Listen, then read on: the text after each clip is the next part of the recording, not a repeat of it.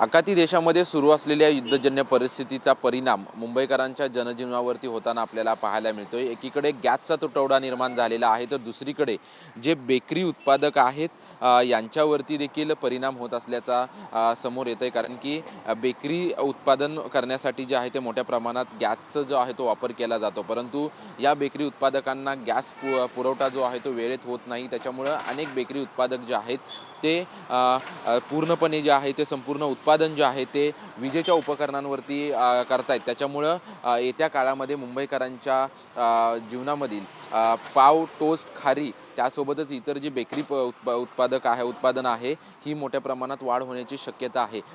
संपूर्ण मुंबई शहरामध्ये आपण जर परिस्थिती पाहिली तर जवळपास 30 ते 40% अपुऱ्या गॅस तुटवड्यामुळे जे आहे त्या बेकऱ्या बंद पडल्याची माहिती आहे। तर दुसरीकडे काही बेकरी उत्पादक जे आहेत हे बेकरी उत्पादक स्वतः काही विजेची उपकरणं त्यासोबतच इतर पर्याय वापरून जो आहेत ह्या बेकरी सुरू ठेवलेल्या आहेत। परंतु जर येत्या काळामध्ये सुरळीत गॅस पुरवठा झाला नाही तर आणखी बेकऱ्या ज्या आहेत त्या मुंबईमधील बंद होऊ शकतात आणि जे दर दिवशी लागणारं पाव त्यासोबतच बिस्किट, टोस्ट, खारी हे मोठ्या प्रमाणात मुंबईमध्ये याचा तुटवडा निर्माण होऊ शकतो आणि यामुळे या सर्व वस्तूंचा भाव देखील वाढला जाऊ शकतो अशी शक्यता वर्तवली जाते। त्याच्यामुळे लवकरात लवकर जो आहे ते संपूर्णपणे गॅसचा पुरवठा करावा अशी मागणी जी आहे ते बेकरी उत्पादकांच्याकडून केली जाते।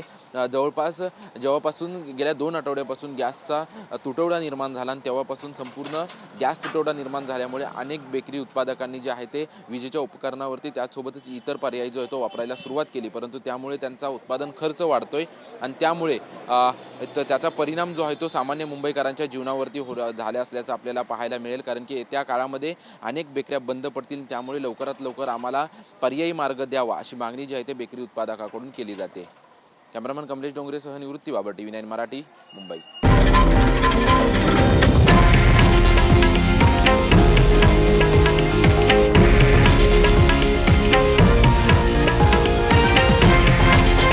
हे आहे देशातील नंबर 1 न्यूज नेटवर्क आणि आपण पाहत आहात TV9 मराठी, एकमेव।